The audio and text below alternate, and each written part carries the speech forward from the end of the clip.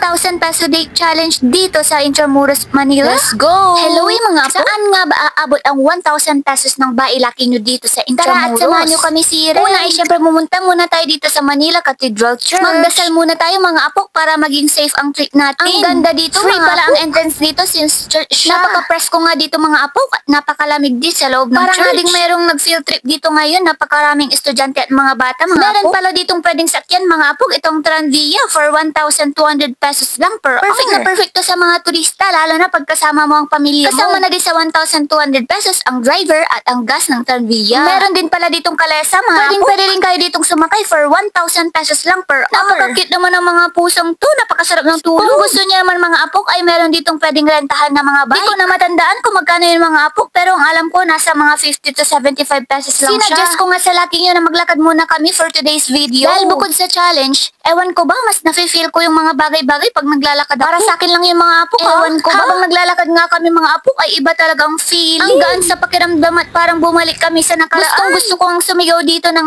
Adirina at Teresita.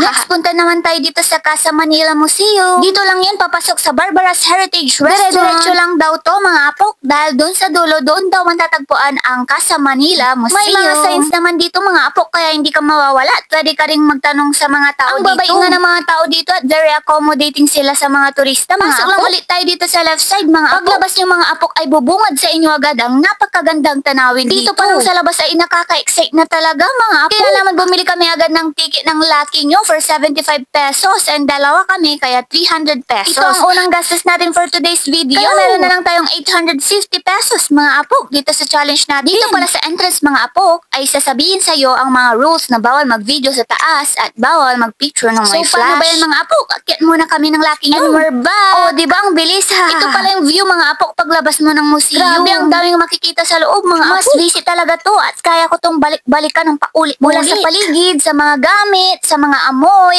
and all. Grabe mga apo, para ka talagang nasa unang panahon. Madami kang matututunan at malalaman dito mga apo. Mafe-feel mo talaga yung mga buhay nila dati. Sana makapunta rin kayo dito mga apo. Next, punta naman tayo dito sa San Agustin Church. Dito lang mismo yan sa tabi ng Casa Manila Museum. Siyempre, free entrance din dito mga apo, except dun sa museum nila. May museum din kasi dito sa loob ng simbahan mga wala apo. Wala palang mas ngayon mga apo dahil Thursday nung pumunta kami dito. Pero hindi ko sure kung wala talaga or hindi lang namin naabutan dahil hapon na. Next, habang naglalakad kami papunta sa susunod naming pupuntahan, ay madami kaming nadaanan ng mga souvenir shop, mga restaurant, coffee shop, at ang dami din dito mga sari-sari store mga apo. Kaya naman bumili muna kami ng tubig for 40 pesos at tatlong chicheria for 55 pesos. I-minus natin doon sa challenge natin na 850 pesos. Pwede meron pa tayong 755 pesos mga apo. May nadaanan nga din kaming ganito mga apo habang naglalakad kami. Ano kayang nasa loob nito? Parang likod kasi siya ng isang place mga para apo. Para din siyang opisina ni Saito sa pulang araw. Pagdesisyonan nga namin na maghanap muna ng makakainan mga apo. At madami din palang fast food dito sa harap ng Manila Cathedral. Pero Jollibee is life kaya dito muna kami. Meron pa pala tayong 755 sa challenge kaya umorder kami ng 1-piece chicken at 1-piece burger steak. Hindi pa kasi kami masyadong gutom mga apok dahil kumain naman kami bago kami pumunta dito. So bali ang total bill nga namin is 169 pesos kaya mga naman apok. Meron pa tayong 586 pesos na natitira sa challenge. After namin kumain mga apok ay dumiretso ulit kami dito sa Manila Cathedral Park. Nagpalamig muna kami mga apok at nagpahinga dahil marami pa tayong pupuntahan. Nung bandang hapon na mga apok ay napagdesisyon namin pumunta sa Fort Santiago. Malapit lang din dito kasi ito mga apok. Konting lakad lang. Nag-sightseeing lang kami mga pero apok. In fairness, sobrang lawak dito at sobrang ganda mga apok. Napakarami din ditong turista. At parang daman siya sa bagyong feels niya dito mga next apok. Ay pumunta na kami sa highway at naghanap kami ng pedicab. Bali 50 pesos per head pala ang bayad sa pedicab mga apok. So 100 kaming dalawa ng Lucky. Kaya naman 486 na lang ang natira sa budget natin. Dito pa lang destination natin mga apok sa Pasig River Esplanade. Dito lang yan sa may Jones Bridge mga isa apok. Din talaga to sa mga gusto kong puntahan dito sa Manila ang mga dami apok. Kasing lumalabas sa Facebook kung mga ganito mga mala Europa kasi ang view dito. Ano na pag ganitong oras o kaya pag sunset or maggagabi na. Tignan nyo naman to mga apok. It's giving.